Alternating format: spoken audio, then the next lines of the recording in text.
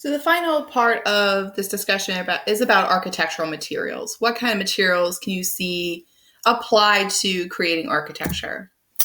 I'll start off with things from the earth, like earth itself, right? Clay, brick.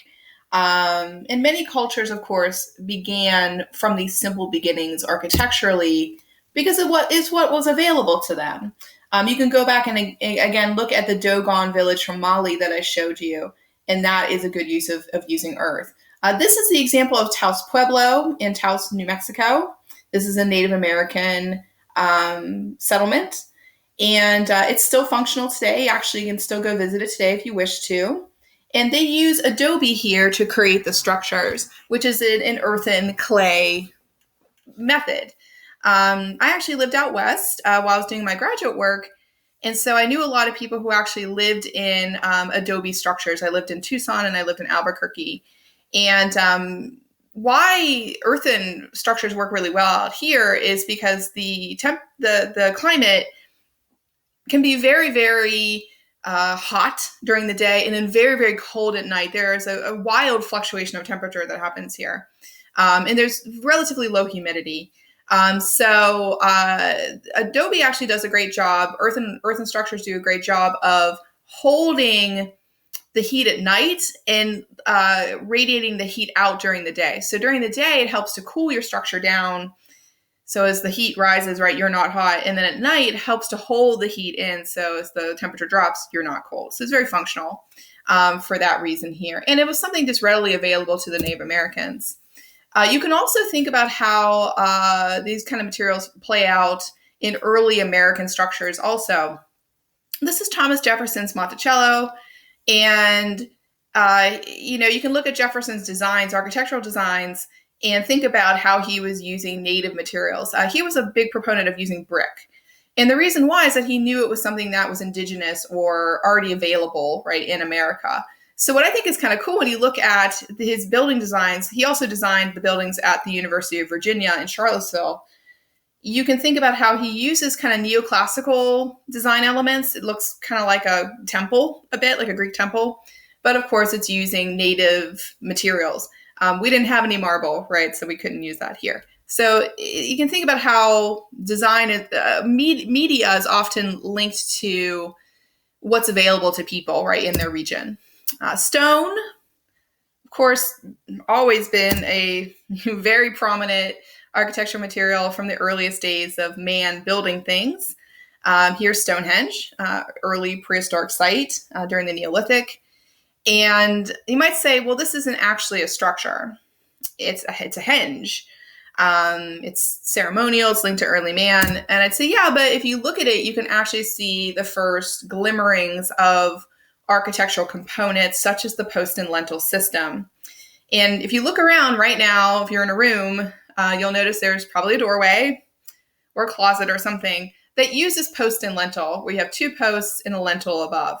So at Stonehenge, you can start to see man coming up with the earliest ways of thinking about architecture.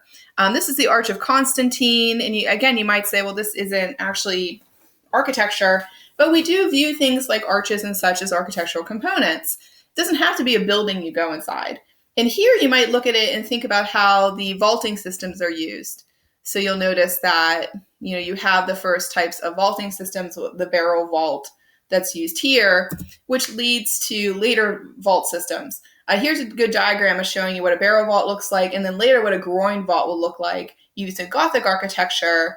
And you'll notice a groin vault is basically just two barrel vaults that intersect one another, right? Intersect each other, which leads to the kind of vaulting systems you'll see used in stone at Amiens Cathedral. Now, if you think about why architects had to use these kind of vaulting systems with earlier types of architecture, it's because we didn't have cranes, we didn't have CAD, we didn't have any of these tools to build structures with. So you had to think of these innovations to open up space and make space larger without having the kind of technology we have today. I think of this and I'm always quite amazed that they made these giant cathedrals that managed to stay up or still up today, and all without any kind of computer technology and all without any kind of again, heavy lifting equipment either. Metals and glass. These are materials, of course, that are more prominent in modern and contemporary architecture. So we're looking at things that are starting to be built at the end of the 1800s, right into the 1900s and today. So the Eiffel Tower is always a great example to sort of lead off with, built in 1889 for the Paris World's Fair. And a lot of people don't know this, but at the time the Eiffel Tower was built, people actually hated it. The Parisians actually thought it was an eyesore. I tell the story about how there was an author who famously was talking about how someone asked him, "What's your favorite restaurant in Paris?" And he said, "The one in the Eiffel Tower." And people said, "Why?" And he said, "Because that's the only place I don't have to look at the damn tower." So, the idea is that he didn't really love the food. He didn't have to look at this ugly piece of architecture. So it always makes me chuckle a little bit. And by the way, Parisians are famous for not liking things at first. It's just the Parisian way. I don't know why. So they usually hate something first, and then later they love it, right? But the Eiffel Tower was revolutionary because it used iron in its building technology. And it was also one of the first buildings to use elevators. So this was a building that pushed the boundaries of what was possible. Before this, most people saw earthen architecture, stone architecture. They'd never seen how metal could be used. So this was a giant step forward for architectural history to be using metal in this kind of fashion, which leads you to the Philip Johnson and Mies van der Rohe Seagram's building. I've already mentioned Mies van der Rohe, and Philip Johnson is a new name for you. But again, both of these were modernist architects, very famous for early 20th century architecture. And what they were known for was creating what we call metal and glass architecture, combining the idea of steel or iron, let's say, with glass, what we call curtain walls. This is very typical, you'll notice, in skyscrapers, which is what this building is, where you have what we call a glass curtain wall that runs the whole way down, and everyone in their little office space can look out. Think back to early architecture, you didn't see this. Glass curtain walls are a very modern conceit in architecture. So these guys came up with this idea. And remember, these were the kind of men who said form follows function, right? Buildings should do what a building is supposed to do. It's not supposed to be fancy. So I like putting these two together on the slide because you'll notice the Eiffel Tower still is about design and ornamentation, being ostentatious, looking a certain way.